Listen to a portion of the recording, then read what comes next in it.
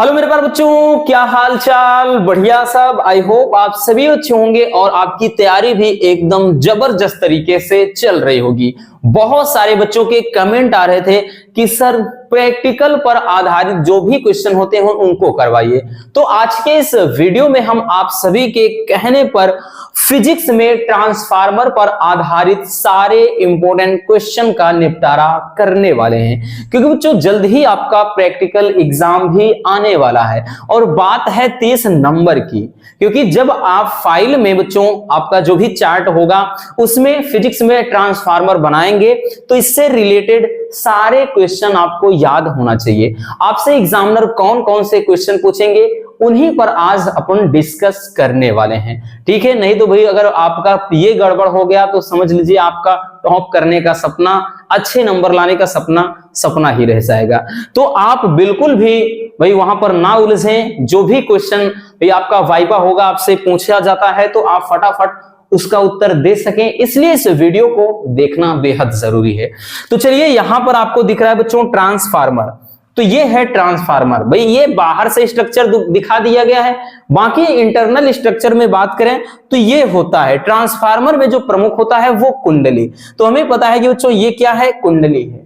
इधर प्राथमिक कुंडली प्राइमरी, ठीक है ना, ये है, और ये सेकेंडरी है, ठीक। इधर निवेशी वोल्टेज होता है, इधर निर्गत वोल्टेज, और बाकी ये क्या होता है, नर्म लोहे की क्रोड की पट्टियां हैं, ठीक है, ये चीज, ठीक। चलिए अब इससे रिलेटेड जो आपके वाइवा में क्वेश्चन पूछे जाएंगे, चलिए हम वो देखते हैं। क्योंकि आपके वाइवा में जो क्वेश्चन पूछे जाने हैं वो क्वेश्चन किस तरह से करेगा एग्जामिनर आपसे।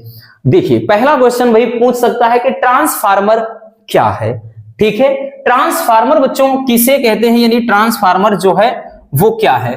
तो ट्रांसफार्मर क्या है, ध्यान से समझना। एक ऐसा साधन है, ठीक, जो क्या करता है कि उच्च से निम्न वोल्टता को, मतलब उच्च वोल्टता को निम्न में कन्वर्ट करता है और निम्न को उच्च में, ठीक। तो यहां पर लिखेंगे ट्रांसफार्मर एक ऐसा साधन है, एक ऐसा साधन है, एक ऐसा साधन है जो वोल्टता को परिवर्तित करता है, ठीक, वोल्टता को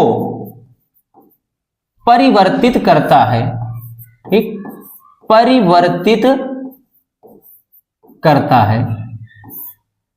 एक मिनट,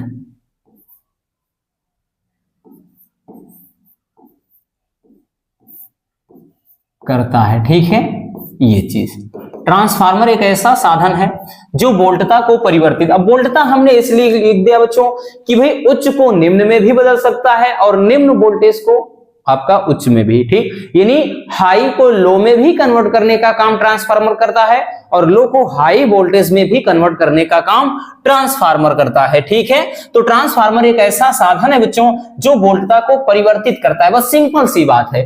अब उसके बाद दूसरा क्वेश्चन जैसे पूछा जा सकता है आपसे कि ट्रांसफार्मर किस सिद्धांत पर कार्य करता है। तो हमें पता है बच्चों ट्रांसफार्मर किस सिद्धांत पर कार्य करता है, तो अन्योन्य प्रेरण के सिद्धांत पर, ठीक, अन्योन्य प्रेरण के सिद्धांत पर, अन्योन्य प्रेरण के सिद्धांत पर काम करता है कौन, ट्रांसफार्मर, ठीक है। बात समझ में आई। चलिए अगला क्वेश्चन देखते हैं। नेक्स्ट क्वेश्चन क्या है हमारा कि ट्रांसफार्मर कितने प्रकार का होता है, ये क्वेश्चन आपसे किया जा सकता है। तो ट्रांसफार्मर कितने प्रकार का होता है रसगुल्लों, तो ट्रांसफार्मर भाई दो प्रकार का होता है, ठीक। पहला कौन सा होता है, एक होता है ऊंचाई ट्रांसफार्मर, ठीक, ऊंचाई ट्रांसफार्मर, ऊंचाई ट्रांसफार्मर, ठीक है। और दूसरा क्या है, अपचाई ट्रांसफार्मर, अपचाई ट्रांसफार्मर, ट्रांसफार्मर। अब एक चीज यहां पर और ध्यान देने वाली बात है ये बच्चों, जैसे पूछ सकता है कि ऊंचाई ट्रांसफार्मर किसे कहते हैं। तो ऊंचाई, ऊंचाई, उच्च का मतलब ज्यादा बदलना, ठीक है ना।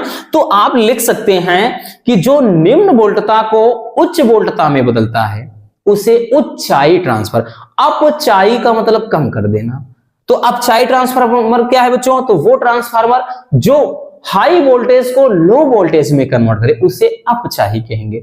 इतना समझ में आ गया कि उच्चाई ट्रांसफार्मर क्या होता है, ये निम्न वोल्टता को उच्च वोल्टता में बदलता है और अपचाई ट्रांसफार्मर उच्च वोल्टता को निम्न वोल्टता में बदलता है। बस सीधी सी बात है। ठीक, चलिए अगला क्वेश्चन है कि ट्रांसफार्मर किस धारा पर कार्य करता है। तो भाई किस धारा पर, तो ये एसी पर काम करता है, अल्टरनेटिंग करंट यानी प्रत्यावर्ती धारा पर।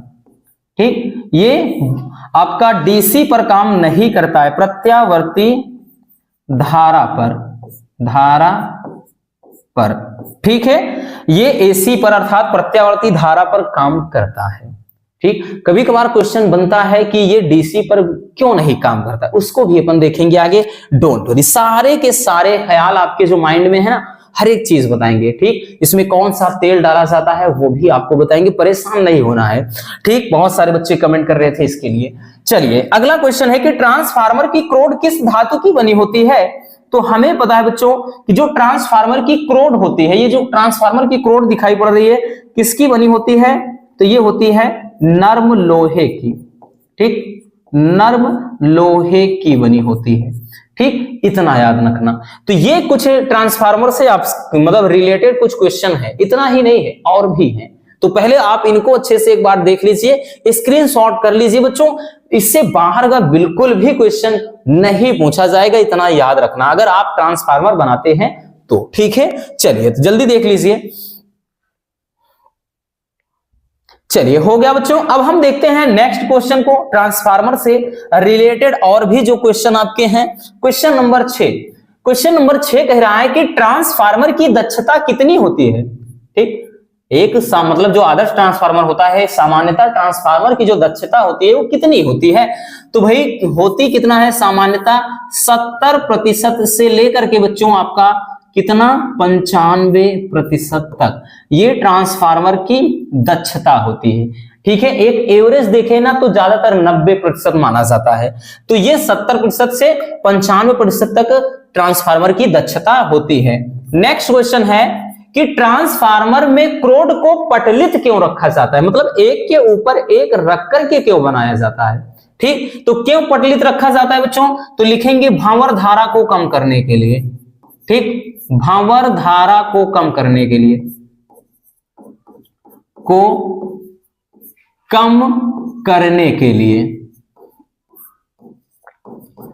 ठीक, अब बाकी और भी रीजन लिख सकते हैं, जरूरी यही नहीं भंवर धारा को कम करने के लिए। ठीक है, या फिर हम लिख सकते हैं कि भाई उसमें ऊष्मा हानि के क्षय से बचने के लिए। ठीक, या फिर उसको गर्म होने से बचाने के लिए, बहुत सारे रीजन। और सब किसके कारण है, भंवर धारा के कारण ही है बच्चों, क्योंकि चुंबकीय क्षेत्र के मान में परिवर्तन होगा। ठीक, यानी भंवर धारा जब उत्पन्न होगी तो वो गर्म हो जाएगा, तो घूम फिरा कर आपका वही चीज है। तो ये जानना भंवर धारा को कम करने के लिए। ठीक, नेक्स्ट है कि ट्रांसफार्मर में भंवर धारा से क्या हानि होती है। तो भी हमने बताया ना कि भाई क्रोड क्या है, गर्म हो जाती है और जिसके कारण अधिक ऊष्मा की हानि हो जाएगी। ठीक, तो लिखेंगे क्योंकि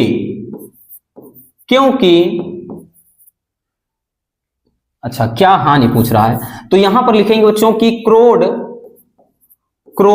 गर्म हो जाती है, गर्म हो जाती है। ठीक,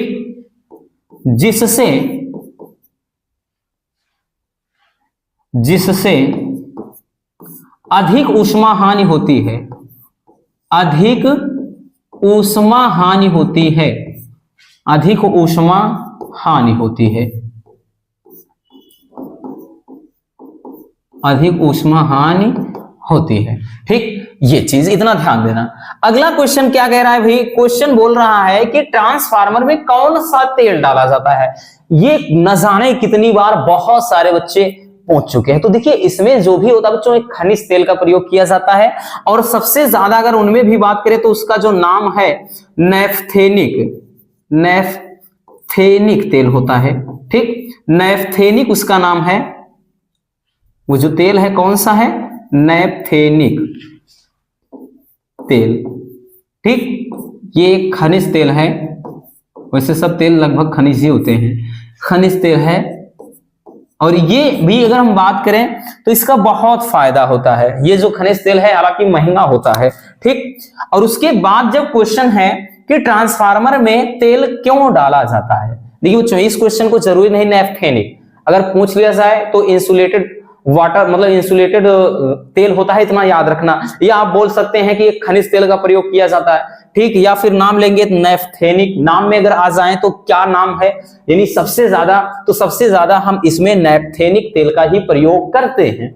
बाकी खनिज तेल इसमें बहुत इस्तेमाल किए जाते हैं, इतना याद रखना, ठीक।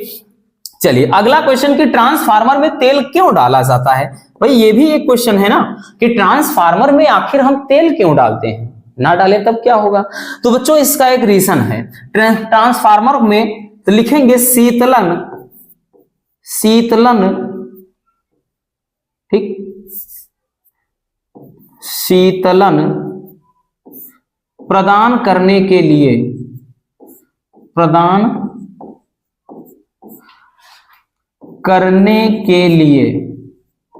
शीतलन प्रदान करने के लिए, ठीक है, इसलिए तो भी इसीलिए तेल डाला जाता है। अगला, ट्रांसफार्मर का उपयोग डीसी में क्यों नहीं किया जा सकता है, ठीक। ट्रांसफार्मर, ये भी क्वेश्चन है कि ट्रांसफार्मर का उपयोग हम डीसी में क्यों नहीं कर सकते हैं, क्यों इसका प्रयोग हम एसी में ही करते हैं। तो इसका एक बहुत बड़ा रीजन है बच्चों। देखिए जो अगर हम बात करें तो अल्टरनेटिंग जो करंट होता है एसी में अन्योन प्रेरण की क्रिया होती है, सीधी सी बात, जबकि दिष्ट धारा में अन्योन प्रेरण की क्रिया होती ही नहीं है।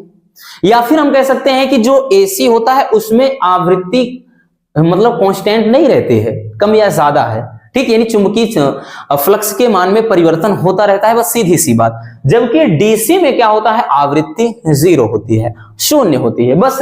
तो यहां पर भाई हम लिखेंगे कि ट्रांसफार्मर का उपयोग डीसी में क्यों नहीं किया जा सकता, तो लिखेंगे क्योंकि डीसी में आवृत्ति 0 होती है,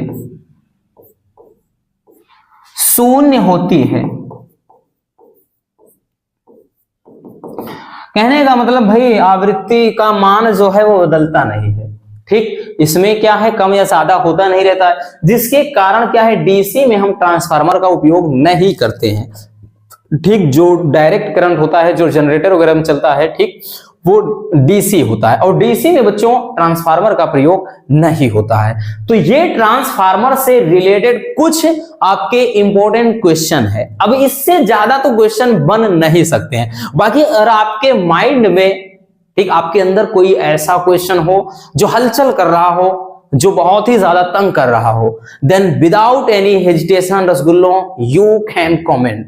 बहुत ही सिंपल तरीके से उसका भी जवाब आपको मिल जाएगा। अगर कोई भी क्वेश्चन है ट्रांसफार्मर से रिलेटेड तो आप बिल्कुल भी देर मत करिए, उसको कमेंट में बोल दीजिएगा, उसका भी जवाब हम दे देंगे, ठीक। तो बस आज के इस वीडियो में इतना ही। नेक्स्ट वीडियो के अंदर भाई क्या हम ला देंगे, कोई केमिस्ट्री के अंदर 1-2 टॉपिक पर, फिजिक्स में भी 1-2 टॉपिक और बता देंगे, और बायोलॉजी में जितने आपके बच्चों वाइवा से रिलेटेड टॉपिक है सबका निपटारा करेंगे। डोंट वरी, आपके साथ यूं ही हम ऐसे खड़े रहेंगे। तो मिलते हैं किसी और शानदार टॉपिक के साथ। अगर वीडियो पसंद आई हो तो प्यार से एक लाइक जरूर कर देना, ताकि ऐसे मजेदार टॉपिक आप तक रेगुलर पहुंचते रहे। और हाँ, एक प्यारा सा कमेंट बॉक्स में कमेंट करना बेहद जरूरी है, और इसको स्क्रीनशॉट कर लीजिए।